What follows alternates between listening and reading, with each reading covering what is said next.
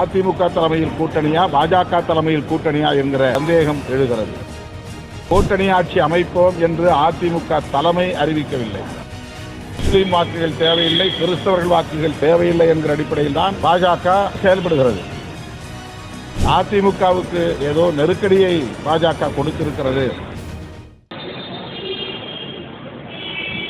பாஜக அதிமுகவை உருட்டி மிரட்டி பணிய வைத்து கூட்டணி அமைத்திருப்பதாக அமித்ஷா அவர்களே அறிவிக்கிற நிலையை நாம் இங்கே பார்த்தோம்.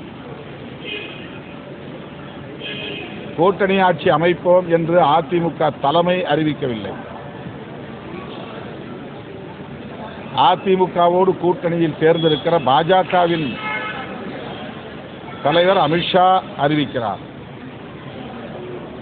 அப்படி என்றால் இங்கே அதிமுக தலைமையில் கூட்டணியா பாஜக தலைமையில் கூட்டணியா என்கிற சந்தேகம் எழுகிறது. அதிமுக தலைமையில் தான் கூட்டணி என்றால் அதிமுக தலைவர் பொதுச் செயலாளர் திரு எடப்பாடி பழனிசாமி அவர்கள்தான் நாங்கள் கூட்டணி ஆட்சி அமைக்கப் போகிறோம், அதன் அடிப்படையில் இந்த கூட்டணியை உருவாக்கி இருக்கிறோம், எங்கள் தலைமையில் பாஜக இணைந்திருக்கிறது என்று அறிவித்திருக்க வேண்டும். ஆனால் பத்திரிகையாளரை அழைத்தது பாஜக, கூட்டணியை அறிவித்தது பாஜக, கூட்டணி ஆட்சி என்று அறிவித்திருப்பதும் பாஜக. அதிமுகவினுடைய ரோல் என்ன என்பது கேள்விக்குறியாக உள்ளது. அதிமுக தொண்டர்கள் இதை மனப்பூர்வமாக ஏற்க வாய்ப்பில்லை என்றுதான் நான் நம்புகிறேன். இந்த கூட்டணி ஏற்கனவே உருவான கூட்டணி, மக்களால் புறக்கணிக்கப்பட்ட கூட்டணி, 2021ஆம் ஆண்டு நடைபெற்ற சட்டமன்ற பொதுத் தேர்தலில் தோல்வியை தழுவிய கூட்டணி. எனவே இந்த கூட்டணியால் தமிழகத்தில் எந்த தாக்கமும் பெரிதாக திமுக கூட்டணிக்கு எதிராக, மதசார்பற்ற முற்போக்கு கூட்டணிக்கு எதிராக எந்த தாக்கமும் ஏற்பட்டு விடாது என்ற நம்பிக்கை உள்ளது. அமித்ஷா சொன்னார், கூட்டணி ஆட்சி அமைப்போம், திமுகவை அகற்றுவோம் சொல்லியிருக்காரு.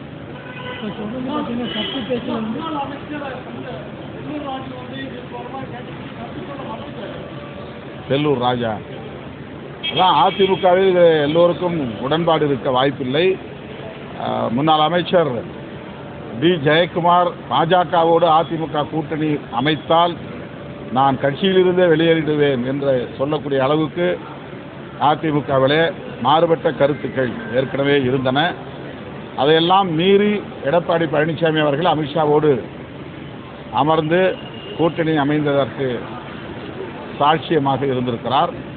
எந்த அளவுக்கு அதிமுகவின் தலைவர்கள் இதை ஏற்றுக்கொள்வார்கள் என்பதை பொறுத்திருந்து பார்ப்போம்.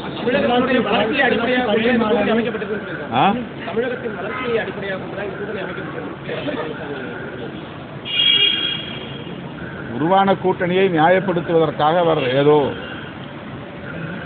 சமாளிக்கிறார்.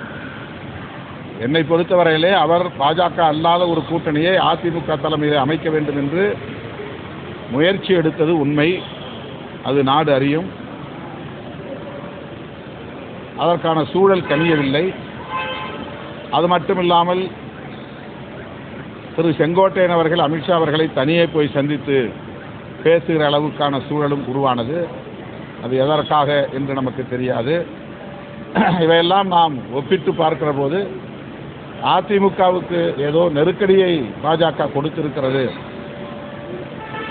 அந்த அடிப்படையில் தான் இந்த கூட்டணி உருவாகி இருக்கிறது என்று யூகிக்க முடிகிறது. உள்ளாட்சி பள்ளி தேர்வு இன்னும் வந்துட்டு வழக்கு பரிசீலனை நடவடிக்கை எடுக்கிறோம் என்று அந்த பகுதி மக்களும் போய் நடவடிக்கை எடுக்கப்படும் என்று அன்பில் மகேஷ் அவர்கள் உறுதியாக தெரிவித்திருக்கிறார்.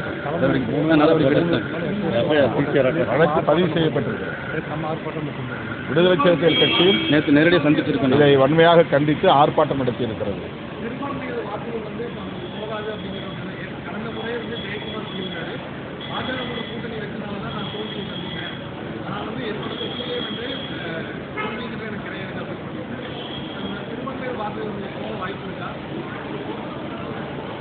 பாஜக இருக்கிற அணியில் சிறுபான்மையினர்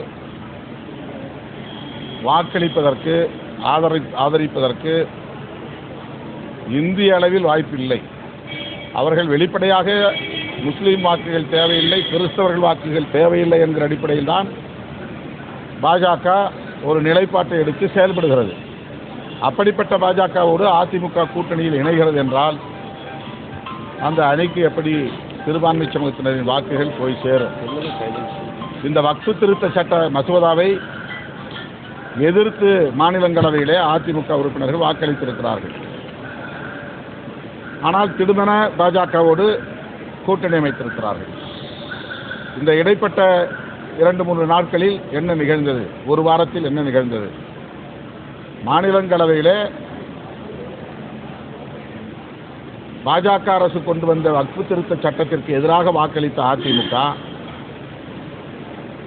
இன்றைக்கு பாஜகவோடு கூட்டணி அமைத்து அறிவிப்பு செய்திருக்கிறது என்றால் அதிமுக எந்த அளவுக்கு நெருக்கடிக்கு உள்ளாகி இருக்கிறது, பாஜகவின் கட்டுப்பாட்டுக்குள்ளே போயிருக்கிறது என்பதை இதிலிருந்து உணர முடிகிறது. இதுபோன்ற செய்திகளை மேலும் தெரிந்து கொள்ள எங்களது யூடியூப், ஃபேஸ்புக் மற்றும் ட்விட்டர் ஆப்களை சப்ஸ்கிரைப் செய்யவும்.